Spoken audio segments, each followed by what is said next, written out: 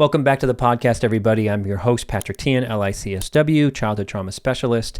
And today I'm beyond thrilled to have a really good discussion with my good friend, Dr. Ingrid Clayton. We actually really are friends. We met on Instagram and we've kind of been talking for a year about the same kind of work that we do. We talk a lot about our trauma, actually. And specifically today, we're going to be talking about her beautiful book, Believing Me, Healing from Narcissistic Abuse and Complex Trauma.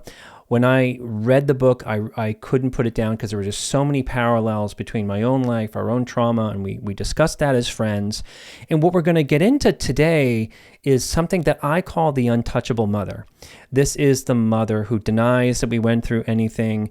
You can't hold them accountable for anything that they did. More specifically about who they brought into our lives, which is a lot about what Ingrid's book is about. So without further ado, here's my podcast with my good friend, Dr. Ingrid Clayton. Hello, how are you? I'm well. I'm happy to see you. How are you? I'm good. We last talked like a couple weeks ago in prep for this. Mm-hmm.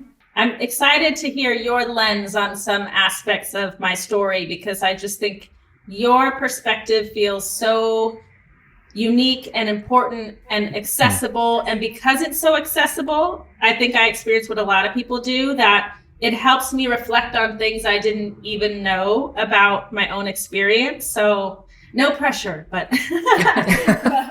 I'll do my best. but I'm looking forward to talking about this slice of my experience with you. Certainly do my best. And I know I keep telling you, but the book really touched me. The book really moved me. And it's just what I really love about that book is I can sort of feel the emotions kind of come up. It's just you really voiced the unnameable things that so many of us go through about just where a lot of the trauma is just so much around the abuse of perception. Like, is this happening? Yes. Do you know what I mean? Because like none of the adults are like, yes, this is happening, right. And you have the right to those feelings around it. Yes. So I really just like, I really can't say it enough how much you really kind of nailed the whole process or that experience with like the untouchable mom. Thank you. The untouchable mother. Yeah, thank you. Yeah, well, sure. I think in part because I was writing it from a place where I didn't even have the language. So it was really my search to find the language, to crystallize these things so that I could finally understand it. And I'm so grateful that that is helping people to see their own experiences and hopefully begin to heal. Right. And I forget that. Do you mean to say like, you're going the writing is your process? Yes. It's not like you 100%. Figured it out in therapy a while ago and you're kind of doing it in real time? No. Yeah, the book is not a reflection on a separate healing process. The writing was the healing for me, 100%. Wow. And because I am a therapist, once I had years worth of essays and things that were hanging together and I didn't know why. Searching, trying to sort through it. One day, years in, I could finally look back at what I had written with enough perspective to go, this is complex trauma. But I couldn't see it before then. Isn't that wild? It's so wild to me. I have all these trainings. My whole practice is basically complex trauma, but my story wasn't that bad, Patrick. Like, that common thing, which is what you're talking about, that gaslighting experience of like, other people had it so much worse. This is really normal. It's no big deal. I lived in that space almost my whole life, right? Like, right. Knowing, but not really knowing, having that split live in me. And that was largely what I was writing about too, is like, why do I keep dating the same person with a different face? Like, why can't I get a healthy relationship to save my life? Like, I couldn't figure it out. I didn't understand that it was related to my experience of developmental trauma. Unprocessed, just living in me like it was yesterday. Right. It's fascinating how people just wake up from it. Yeah. They might see an Instagram post, see a video or whatever. Or in my case, came from an experience a couple years, maybe how long? Maybe about 8 to 10 months before I got into therapy, like my mother's behavior had hit an all-time high. It had hit like she couldn't really kind of get any lower with her children. And that was like a partial wake up. That was really kind of an event. And those events are horrific, but they're also like a gift. Yeah. Meaning the client who, or the person who wakes up because how their dad was at their wedding. Right. And that behavior somehow is just like, oh my God, he's been like this his whole life. Why couldn't I see it before? Then there's the shame of not seeing it before. Like, what was wrong with me, you know? It's so true. And we just have to honor that, we were just, hope was getting us through so much abuse and trauma and mess. Yes, toxic hope, I call it. And I would even say, it's not like I didn't see it. It's not like I woke up to repressed memories. True. I just thought I had enough distance from it, both in years and geographically. And I really believe that I had done enough work on myself that it shouldn't bother me anymore, or that it didn't, right? It's sort of like, listen, I've been in therapy my whole life. You and I have talked. I've been clean and sober and 87 12-step programs. Like, I've been on the retreats. I was doing all the things. And thinking, though, that stuff was working on unprocessed trauma, and it was not. It just made me really gifted at crafting a 3-minute, share. And so true. Right. Yeah. Like, I had a head full of knowledge that never really touched into the depth of the feeling. And I think there was something for me in the writing process. There was a tremendous amounts of shame, but maybe less shame, because it was just me at my computer, largely at like 3 a.m, where I'm just like, slogging through it, that I could finally come into my body enough that I really felt and processed this stuff in a different way for the first time. Wow. 2 things while I was listening to you is, I tell clients that at some point our trauma bites us in the ass. Yeah. And it's interesting to hear that, it is very true. When my mother had kind of hit a bottom and she was at her most abusive with us, is a big part of me knew what it was. Do you know what I mean? Because we recoiled, we left. It was like a final kind of rupture. Right. In how she was. So we knew something was kind of bad, but we didn't know to call it trauma or abuse or something like that. And as a fellow 12-step, as a fellow member of AA, sober person myself, is when I used to go to meetings and someone to say like, I got my typical dysfunctional family, that's where, it started, but I was the problem or something like that, I always kind of go like, are you sure? Do you know what I mean? Like, I'm not sort of saying to blame the family totally on addiction, but I'm just kind of saying when you hear those people share and they just kind of, it's not like they're minimizing, they're just using that speak to say, typical, crazy, wacky family or whatever. Yeah. And then maybe years later, I'm not saying this is just for people who go to AA, but again, years later, they realize, I can't do intimacy. As sober and recovered that I am, I don't know really how to connect with anybody aside from the rhetoric of this stuff or something like that. I think so many paradigms, like maybe inadvertently, kind of support that toxic positivity, spiritual bypass, like, minimize, get over it. And I gobbled it up, right? I just have to look at my side of the street, thinking that's going to fix the whole thing, right? And maybe I don't have a part in what happened to me, but I have a part in how I carry it around, as though it's some conscious decision that I could sort of consciously decide not to carry. Meanwhile, it's living and breathing in every single cell in my life. It's in the driver's seat, not me, this one who has opinions about what she should and shouldn't be able to let go of. I mean, I think so many places and spaces, and therapists too, right?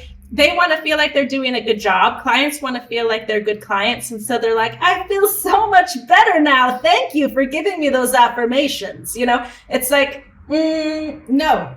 Right. No, it didn't work. Right. I tried everything else, essentially. Like, this was the last house on the block for me, was to finally be able to slow down and just feel it. Feel the depth of it. Feel the depth of it. And to the point of this conversation, feel the depth of the impact from my mom, not the man she married, that was so easy to see as he was the big bad wolf. Like from day one, it was obvious to me that he was a sick person, right?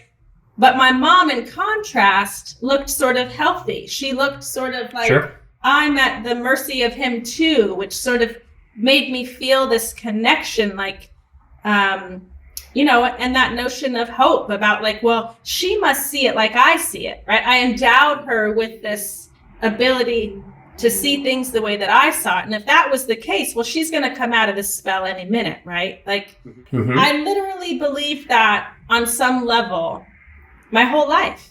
And so I couldn't see her impact because I was waiting for her to see it first. And this can't be understated, because I feel like it's sometimes easy to talk about this stuff. I literally didn't feel like there was any other way. It's not like I was like, well, I'm not going to go feel my feelings because I'm waiting for my mom. It's like I literally believed on a deep, deep level, no, they have to set me free from this. They have to agree. Right. They have to. It's why the book is called Believing Me, because that thing captured me whole. It was like revelatory to be like, well, to be where I am now, I never saw this as a possibility, to be like, they can agree, disagree. Like it truly, well, it still feels terrible, but it has no bearing on my capacity to heal. Right. I want to respond to a couple things you said, where really well said, that part about, in speaking to like what we wanted to get into today with the untouchable mother, is she brings a perpetrator into your life post a divorce, which is essentially where the book kind of takes off from, you know what I mean? Like it's really where things really start to get bad in this little girl's life that so many of us can relate to. And, there's a piece too, especially for me, is that, my mother did the same thing about bringing abusive men into her life, but as her son, I was only focused on her well-being. Yes. Thinking she's just kind of caught up in it too, or she doesn't really have any power or choice in it. And I think that that's really like a magical spell that will run its course until we kind of wake up. Yes. And it's also, there is this other piece too that, in our culture, in the typical codependent paradigm of a perpetrator and a codependent, and in that paradigm where we put the woman in that codependent position, there is just that, we can hold any kind of parent accountable, but in society, there just are some things that women are vulnerable to the abuse of men. Yeah. But that's something to not also get sidetracked on, because what I just sort of said is where I was feeling so much for my mother and her abuse as a victim and as a woman, it was impossible for me to look at the choices that she made or her energy around kind of keeping the gaslighting going. When you mentioned what is my part, is like, what are these parts? What is their part of the parent? Yeah. And I'm not trying to also say that I've had many clients that have a mom who is the aggressor, the perpetrator, and the unprotected father who is in a very similar way. So it doesn't have to be so gender specific. Right. We just both happen to have moms who are untouchable. 100%. Both of our responses, like that's developmentally appropriate, regardless of gender. Again, it's developmentally appropriate to be a child. We cannot see our caregivers as wholly deficient. We need them to survive. So absolutely. A child will see themselves as bad before they see their caregiver as bad, right? We're hardwired to do this. And I just think it's, again, just to take the notion of sort of like choice and intellect out of it. It's like our bodies did exactly what a body is designed to do in that situation, and sort of look at mom and go, right. No, you must be in there. You must be okay. Yeah. Because I need you. Yeah. And just like it's our mother. We care about them. They're our whole world. Right. And absolutely, that's exactly what I say to clients. It was true from my own experience, where developmentally, we need to take care of them for our own survival too, as an addition to just that we love them. We want what's best for them, because, so, but coming back to the book, like sort of just for the listener who's not familiar with it, there's a divorce. Yeah. She gets together with a perpetrator who was in your life for how many years? Until the day he died, shortly before I started writing the book 7 years ago. So he's in your life for like 2 or 3 decades? Yeah. If we were going to do like almost like a quick genogram, there are siblings involved. Mm-hmm. There's no really help from the outside family. And there's a lot of you trying to get mom to get it. He was doing things behind the scenes that were horrific. Yes. So there's two sort of like main storylines that I was experiencing. One was the alcoholic family system. So both my mom and stepdad kind of living at the bar and everything that goes along with that. And I would say my biological brother and stepbrother who lived in the house with me, we were all in agreement that like that was not okay, right? We heard the car come down the driveway and you just immediately, we just put down the TV remote and split, right? You run to your rooms to see if it's going to feel safe to come out. So there was that sort of backdrop to what was also happening to me specifically because I was the girl in the house, is that my stepdad started grooming me to be his girlfriend, which I, through the writing of the book, discovered was not a new pattern for him. This was something that had happened several times previously.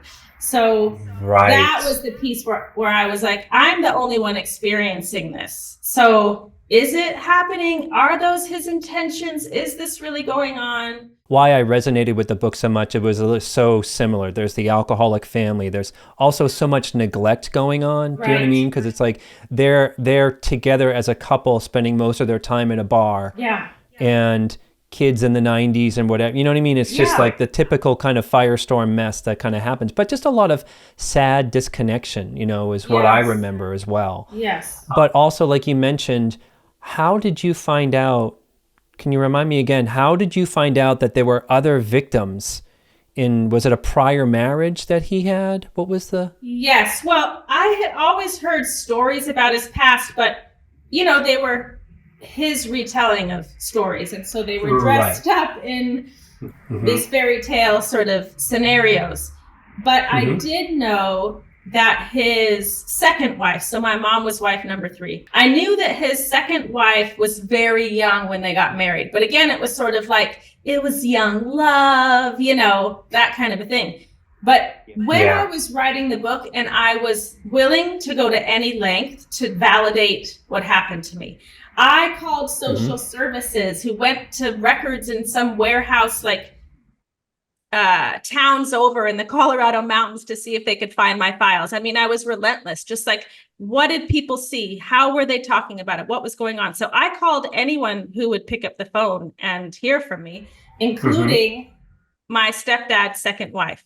And in these conversations, I think what happened is my stepbrother told her I was calling and maybe a little why I was calling. So when she answered the phone, "Hi, how are you?" She said, "Ingrid, he did the same thing to me." And I was like, what are you even talking about? I was a victim of his too, she said.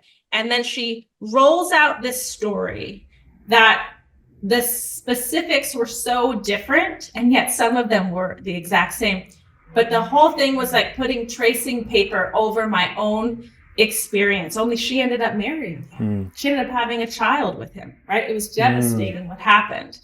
Now I remember, yes. So, I got all this clarity in my 40s about what really happened to me as a teenager. And you just look at that gap in between. And again, it wasn't for a lack of trying.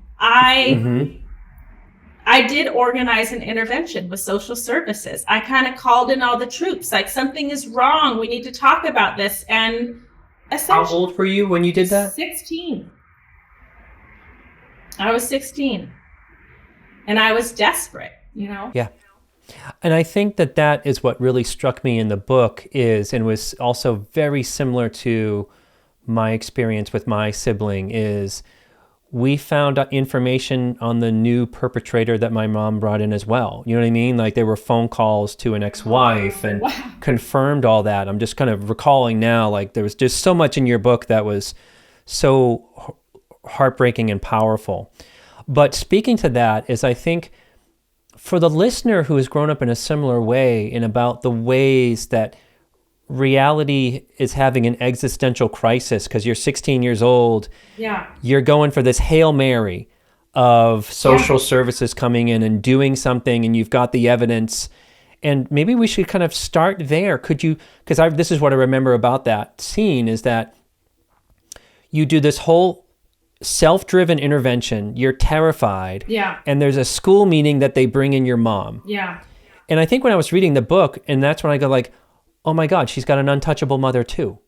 Yes. Well, it was so fascinating because it was with the help of a school counselor. I had finally divulged enough of what was happening to me that my school counselor said, Ingrid, this is reportable. I have to call in social services. But she said, I want to give you an opportunity to sort of drive that bus and have some agency in it. Which I look back and I go, well, that's interesting. I don't know. It's an interesting choice, but I appreciated it as a 16-year-old that I wasn't feeling blindsided, right? Because part of growing up in that household was growing up in terror. And if I would have felt like someone else is just kind of running in, I think, I don't know. I mean, even just now, my body responds like, don't you dare. But when I felt like, okay, you agree, school counselor, that this is wrong. You think we should call social services. Well, I certainly think it's wrong. Okay, let's go. And then she said, why don't we bring in just your mom first? And it felt to me like she was trying to give my mom an opportunity to be a mom. She was trying to give her an opportunity to show up and maybe make some choices without her partner being right there. And I thought, oh, yes, right. The one that part of me that had all this hope that my mom's going to come in any minute now and kind of like shake the fog off was like, let's do that. And so I called her. She worked with her husband. They owned a business together. So I'm like on the phone. The husband is the perpetrator. Yes. And so I'm on the phone at school, like knowing that she's likely standing right next to him in the middle of a workday. And I'm like, can you please come to the school right now? Please don't say anything to him about it. I just need you to come by yourself. I'm like, what's going on? You know, why is everything's fine. I just need you to come. Please don't say anything. Just come by yourself. And she said, okay. And she came. And there was this school counselor, 2 social workers, myself, all in this tiny little closet room. And I tell her everything that had happened, you know, the main thing being that he had recently taken me to Las Vegas while she was out of town with her dying father, and he was parading me around like a girlfriend. He lied to everyone about it. It was horrific. It was so wrong, and it seemed more obviously wrong than so many other things that he had done. And I say everything, just like it was like it had been waiting to fall out of me, and I just spell it all out. And she says, can't look at me, first of all, and just says through these pursed lips, I need Randy to be here right now. Wouldn't say anything else. Needed to call her husband to come to the school and be a part of this conversation. And I just knew in that moment, like, this was not going to be helpful. This was going to make it worse. And that's exactly what happened. This made it so much worse. It's not just what happened to you. It still makes me emotional. It's the way that people respond to what happened to you.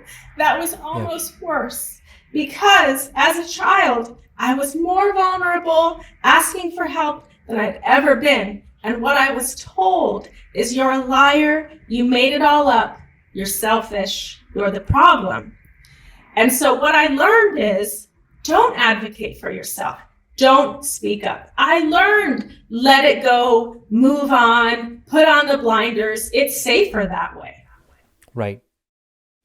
So I had what I think was more of a healthy fight response. It was like, this is wrong. We got to talk about this. I had a voice, and it was snuffed out. And the only way for me to survive then was to mirror what I saw my mom doing every day, which was to fawn, which is to say, I don't get to be all of me.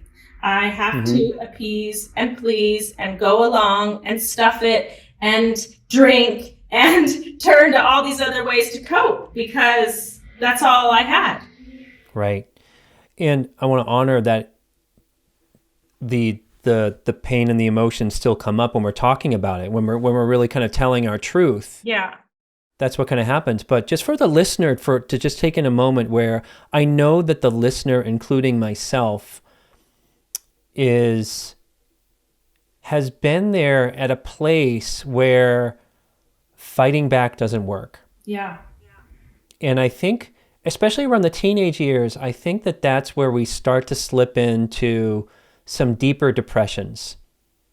It's the place where I started to act out more with alcohol and drugs. Yeah. Do you know what I mean? Because in a way, what a mess it was. Like, what's horrendous about that moment with your mother, there was such an opportunity for safety and protection.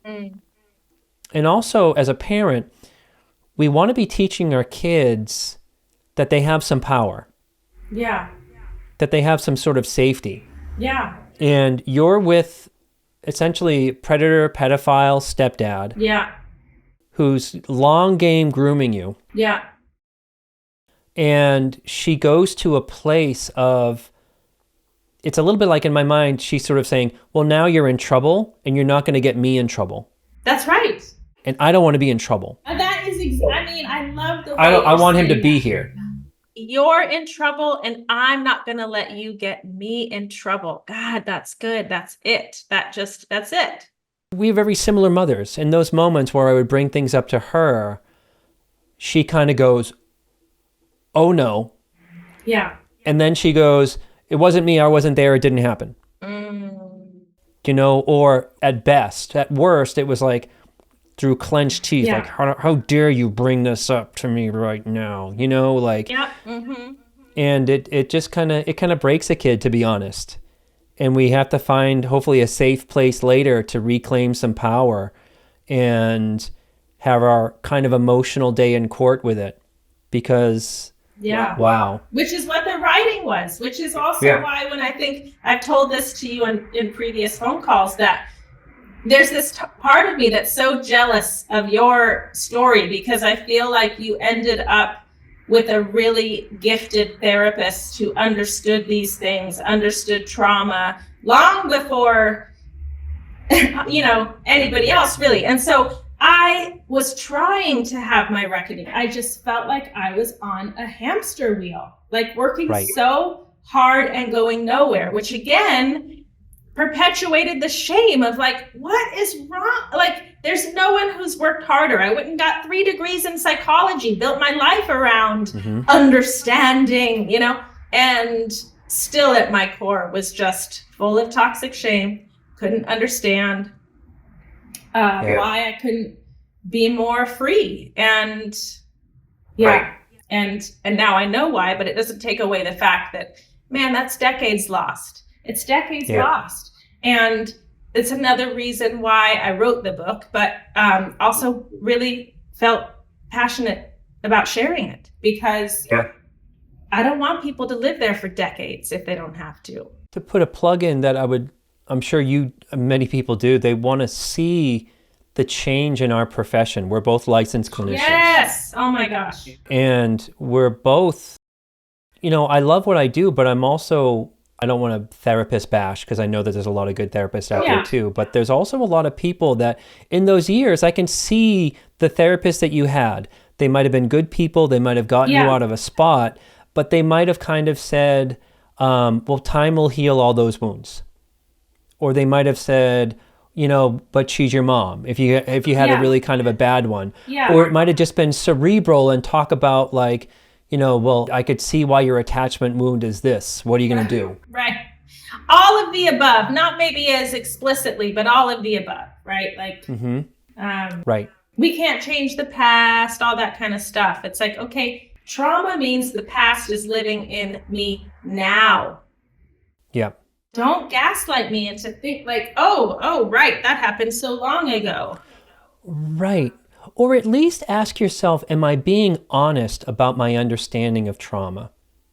Am I being honest about my understanding of a toxic family system? Yeah. Is it my codependency, the why I'm saying your mom probably had wounds too? Right. Or is that coming from a model of therapy place that's going to get somebody from A to B? Yeah. You know? Yeah. So can I ask about, keep coming back to this word untouchable? Yeah.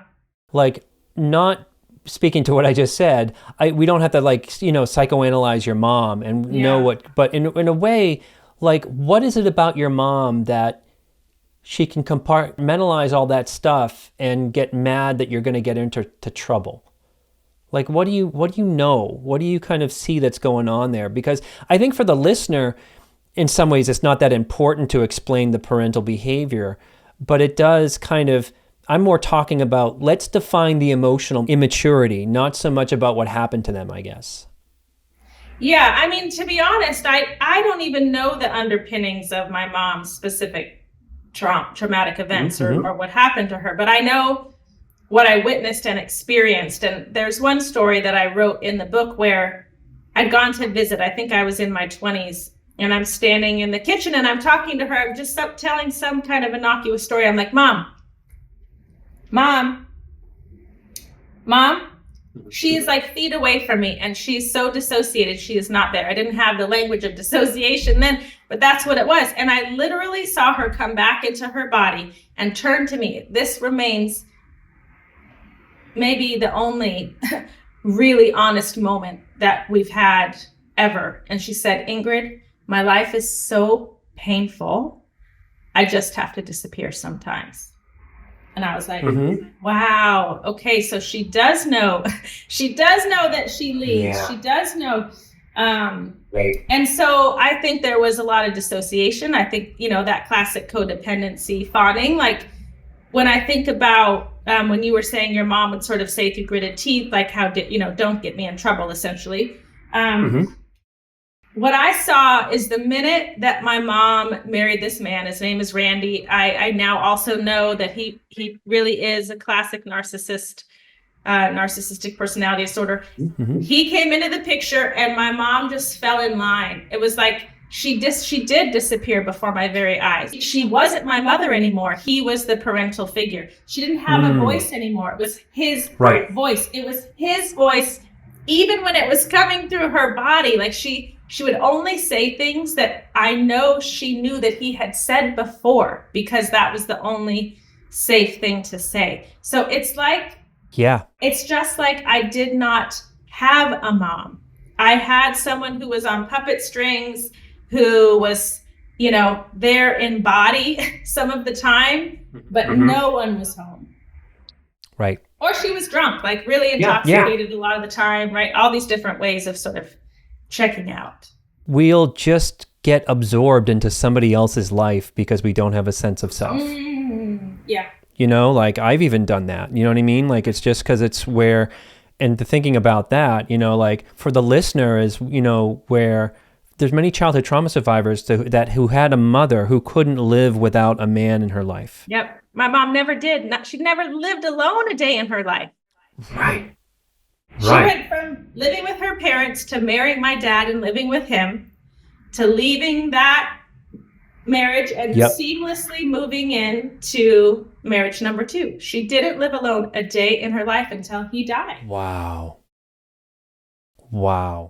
And didn't know if she could do it. Like was worried. Like, am I going to be able to sort of pay all the bills? I'm like, yes, you are, because you were living with a tyrant who was like financially abusing you. Like you're going to have some choice in where your money goes. And like, it's going to be amazing. Just you wait. I was thinking the other day about like, for an abusive parent or really negligent parent or toxic parent, like this is going to sound off, but what are the ingredients that gives themselves license to do what they do?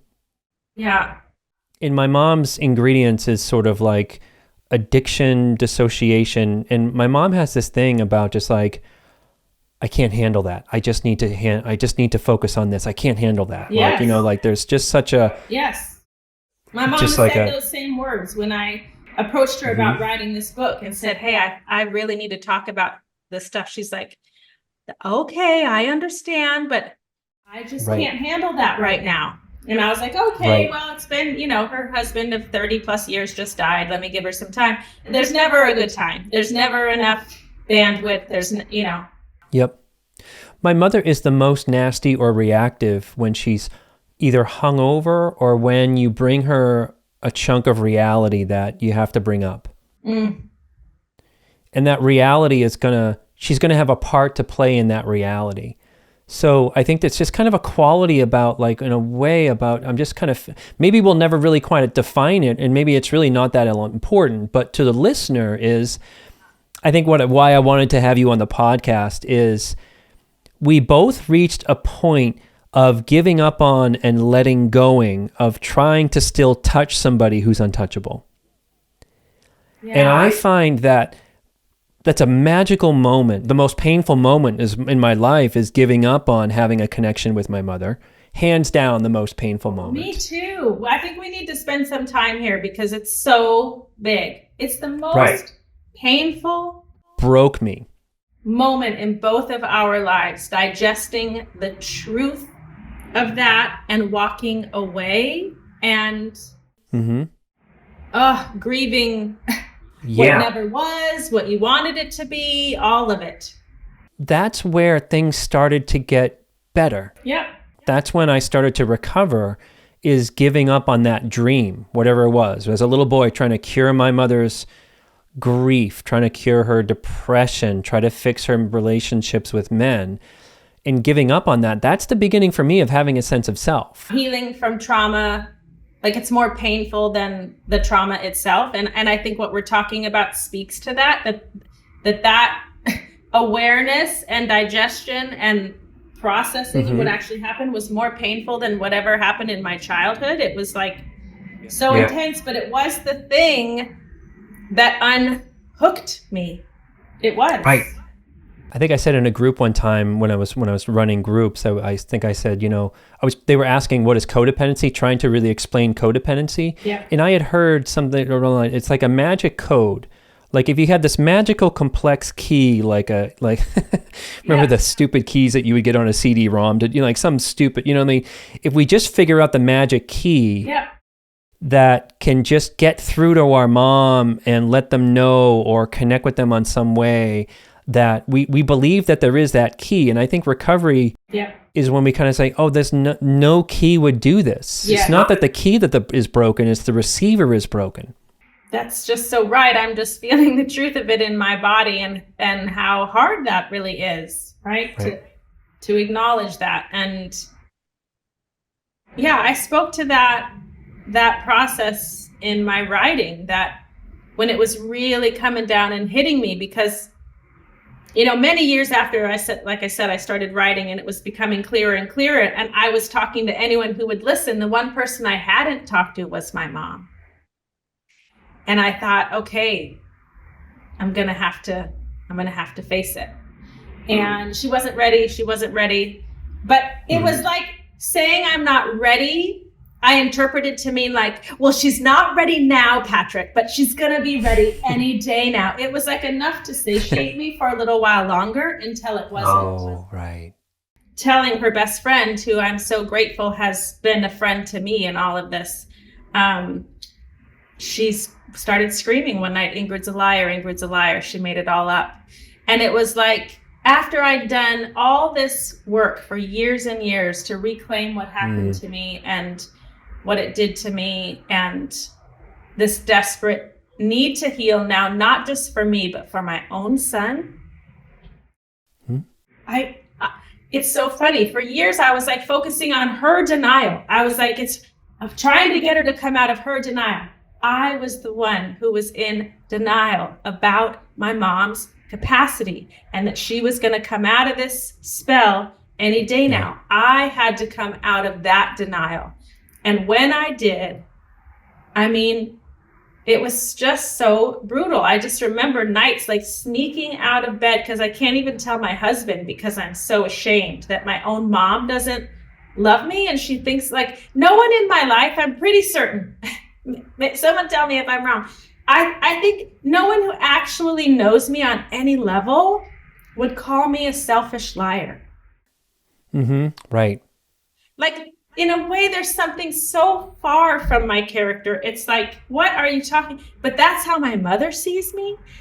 And yeah, intellectually I can say that, but what that felt like in my body had me sobbing in my bathroom going, I'm not going to kill myself, but if I didn't wake up tomorrow, that would probably be okay. Like, that's how bad it felt. And yet I would do it again. I would feel it all again, because to your point, that was the key. Like, grieve that loss and take yourself back. Yeah. My denial was broken.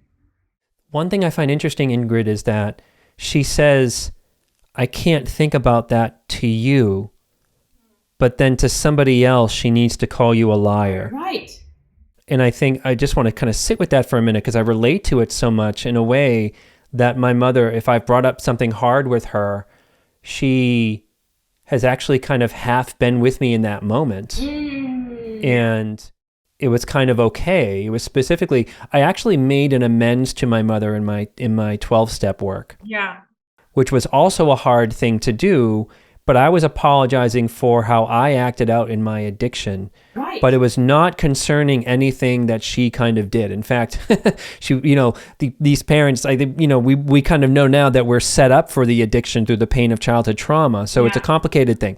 So I'm making an amends to my mom. Yeah. And she kind of receives it in the moment. And it's one of these points where I'm in contact with her. And it's kind of okay. You know what I mean? I didn't really have big expectations, but like, I thought she handled it pretty well. I thought. Yeah. 12 hours later, she's a drunk puddle of mess to another family member saying that I destroyed her by bringing those things up. Yeah. So it just kind of makes me think about like what they may say to you and just sort of like where else does it go? It's just in a way, it's so unsafe. Is it the addiction? Is it the denial? Is it dissociation? Yes, it's all of those things. And it's this split that we're talking about, right? Like this split about like, I don't know. I maybe tend to think that, well, I'll say my mom. I think in some of those moments, I think she does want connection. I think she does want to see me. This is the emotional immaturity that she just cannot sustain it. And where does it have to go? Well, I have to be the scapegoat. It's like she's holding it. I can't hold it anymore. I got to just get rid of it and drop this bomb over there. And that thing about throwing your own kid under the bus over and over and over again in order to save yourself. It's like, when I really finally saw it, I was just like, I will not be thrown under the bus one more time. Because even if I knew that it was wrong, it still affected me. And I think going back to that idea of like all the therapy that I had or whatever recovery I had, it made me think that I shouldn't still be affected. And it's like, no, if you're dealing with unhealed people who are all over you, like that, you're gonna feel that. You don't just get to, again, that sort of toxically positive, like, well, I'm just not going to hold on to that negativity. I believed a part of me thought that I could do that. And it's like, no, I'm literally being treated badly and it feels bad. Or there's this thing about sort of, even someone can say, we just really need to accept that your mom is sick. Yeah. But within that's like a cerebral acceptance without really the process. Having a process around, like you're mentioning, sort of like being in the fetal position, learning that she just threw you under the bus. Process because they need us to be there for them. I mean, I think that was a big piece of my whole story is I was never entitled to a process because I was the one who could see on some level what was going on. Like, so by definition, I was further along or I was healthier. So I needed to be patient or try to raise them up. And everyone is entitled to a process. Everyone is entitled to their feelings. And you cannot heal by arriving at some level of like acceptance or forgiveness first. I know you talk about this all the time, but I feel like it can't be talked about enough. It's like so many of us running to be like, oh, well, yeah, they're a sick person, so I just have to. And even the tone of my voice changes. Like, I'm not really a person at all. Like, I don't get to exist because you matter more. Yeah. Like, like I've been lucky to have access early to really good CPTSD, childhood trauma care, you know? Yeah. And I think just people have just kind of like, they don't know what they don't know. Yeah. But someone may say, I went to the retreats, I did a whole bunch of Al-Anon work. Yeah. I have solved the conundrum of my mother. And I'm like, fantastic, that's great. But how's your old therapy question? How's your love life? Yeah. How's your relationship with yourself? Yeah. How is, you know what I mean? So I think speaking to that, like, that's right. Because it's not going to show up in a way of like you're thinking about the relationship with your mom. Right. It shows up, the trauma just shows up in everywhere else. Yes. But can I ask Ingrid, like that moment where she threw you under the bus and like was that the moment that shifted you out of something? Yes, because in the actual moment, I got it over like a direct message on Facebook from my mom's friend. Mm-hmm. Oh, okay. And I said to my husband, Yancey, like, can you come here, please? And I read it to him, I think, and I just, this makes me so sad. I think I've spoken about this in the writing, but maybe not as significantly as I should. I let him really hold me in a way that sometimes I'm a little like, I got it. Oh, it's all good. Yeah. Oh, right? Like I'm still holding. I'm holding because I had to hold forever. And in that moment, I really let him hold me. Because I knew that he was safe and I knew that he loved me. In fact, there was a time, maybe not long before that, he said like the wisest thing when I turned to him and I said, can you believe that this thing happened in my family?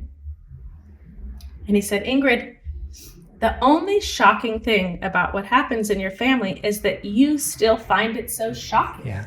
And I was like, you're right, you know? So in that moment, I let him hug me and I was sad. But then again, my very young child at the time is there in the room and I have to just like, you know, kind of, okay, moving along.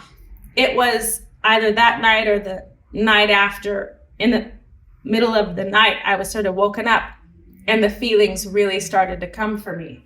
And half of me was going, please don't feel these feelings. They're too big. I can't do it, you know?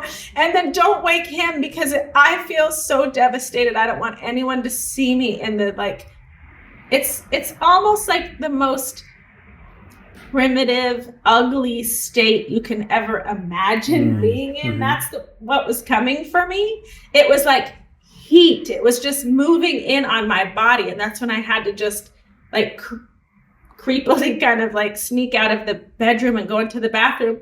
And then I just lost it, right? That was the real moment. It was when I was sobbing in my bathroom, sort of like, I can't believe it. And yet I finally can. I can finally believe that this has been my reality my whole life. You're still having an appropriate reaction to betrayal. Yes.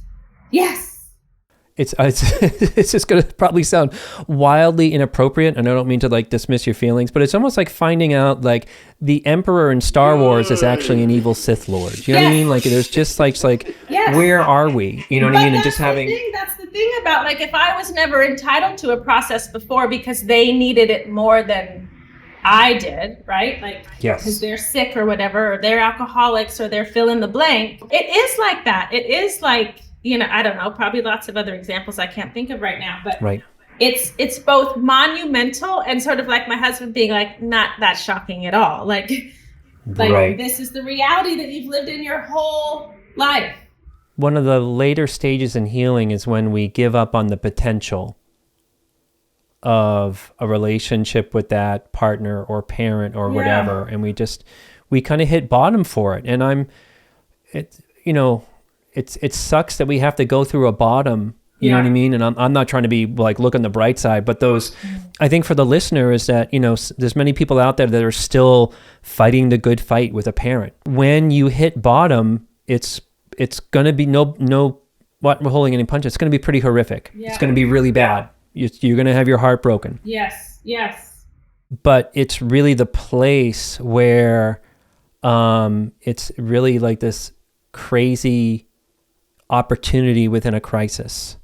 Yes, because the other thing that I say, it was almost instantaneous that what happened for me in this heartbreak moment. Maybe it was the next day, but I felt it immediately. I had more capacity to be a mom to my son. Yep. Right. Immediately, I could feel the difference. It was undeniable. Yeah. My body just kept giving me so much feedback that I was moving in the right direction. And I think that's the other thing. This was an organic thing that happened. It had to happen. It was experiential. It wasn't some idea of like, well, Ingrid, what you really should do is you should acknowledge that your mom was never there. Oh yeah, you know what? She really wasn't ever there. It was like, the process when you're actually embodying what that looks and feels like. Yeah, right.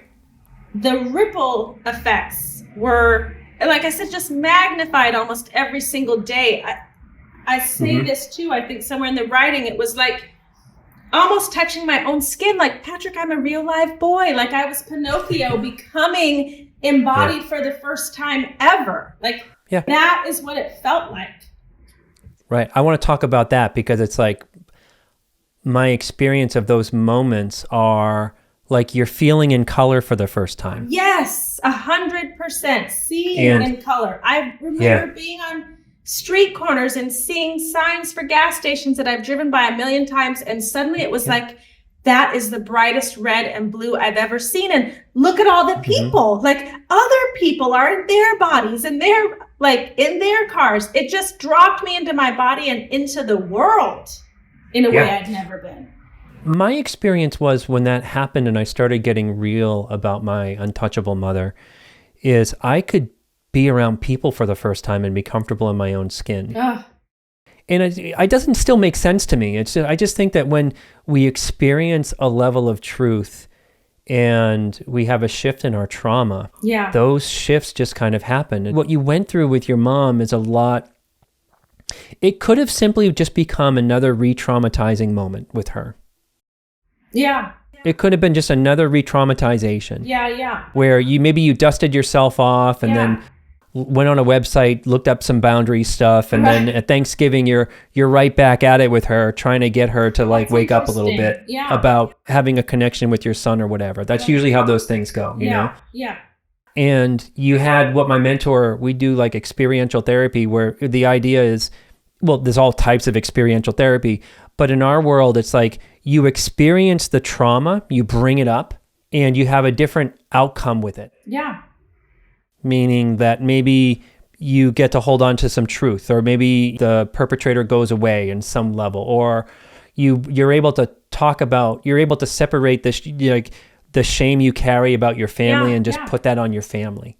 Yeah. And walk away a bit cleansed. Like those are the things. It makes me think about that, what you experienced, like then that wake up call. Yeah. And like when you say you were able to be around people, like the other, I don't know, interesting, I guess, to me, thing about my story is that in coming into more clarity and into my body, I was also right at the point where like I was just finishing the book and I wanted to share it. So I'm going to go online. And here I start these professional social media accounts. And for the first time in my life, I'm saying, I will not be compartmentalized and fragmented. And it felt terrifying, but I was like, I'm not just going to go on as like, I'm an expert, right? Like, I'm Dr. Clayton, like, whatever. I was like, no. I do have a lot of information. That's true. I do have some expertise. That's true. But what's also true is I'm crawling out of this thing as a survivor in real time. And I'm a like performer in my previous life, right? There's this part of me who likes satire and wants to make things fun and accessible. And all these things came into the room at the same time. And what I really, first, I couldn't have not done it, but to the point where I thought, well, I'm going to be me at any cost because that's what I need to continue healing.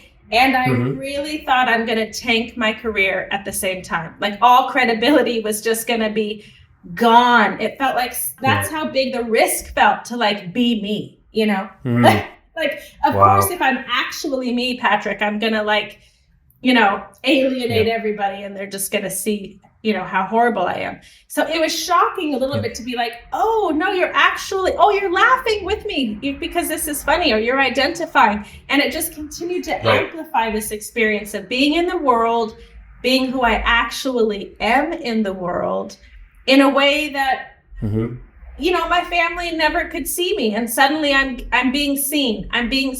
And that in and of itself was powerful.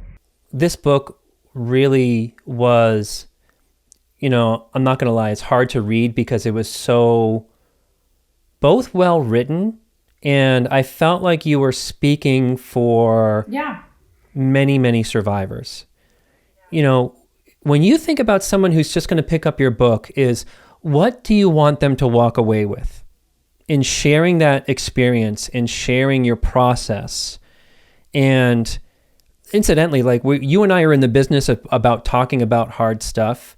It's got to have been hard to be processing the stuff and writing it at the same time. Like that's a very raw kind of experience. All by myself with no therapist because I had not found a proper therapist. It hadn't worked so long that I was like, why would I go back and do that again? Thank God I have an incredible therapist now, but yeah, I was doing it all by myself. It was deeply painful. I do not endorse this for necessarily anybody else, the way that it unfolded for me.